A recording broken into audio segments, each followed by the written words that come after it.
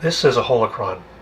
In universe, it is a holographic, force-activated data storage device developed by the Jedi after a Sith model, used to store memoirs, teachings, and even important messages.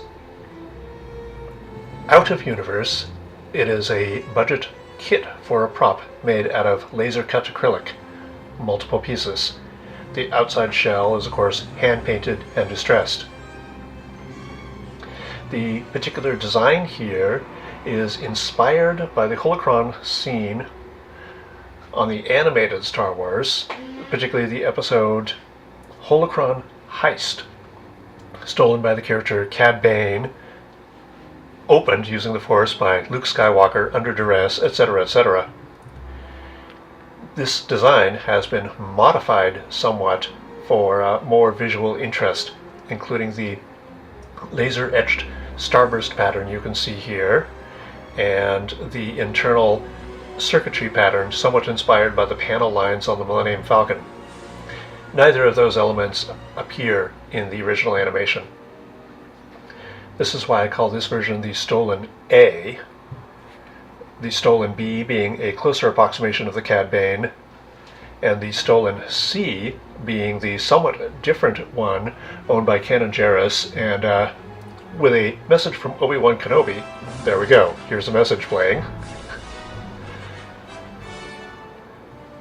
Intercepted by the character Ezra on the currently running show Star Wars Rebels.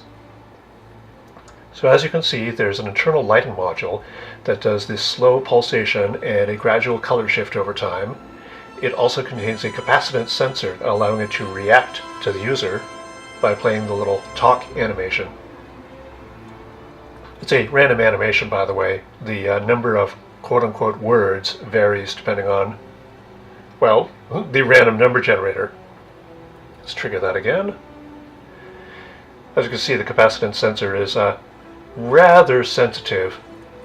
In the program as run, it resets the capacitance sensor every time the holocron is turned on.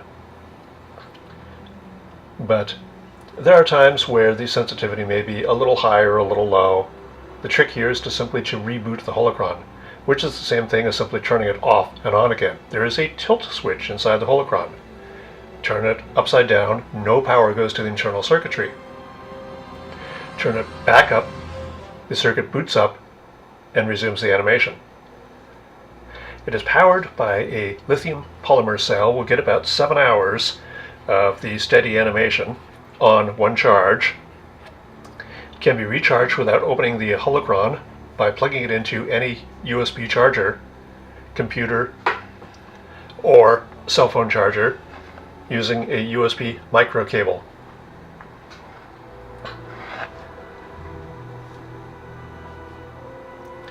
Since we are using a USB micro cable, there is a provision on the interior of the holocron for a thumb drive, allowing it to be used as a practical real-world mass storage device. Both USB functionality and charging of the internal battery will continue to happen if the holocron is in its lighting off position.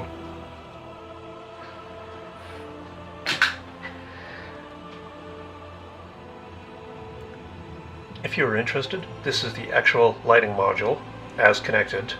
The tail here for the capacitance sensor, which as you note has just reacted to my finger.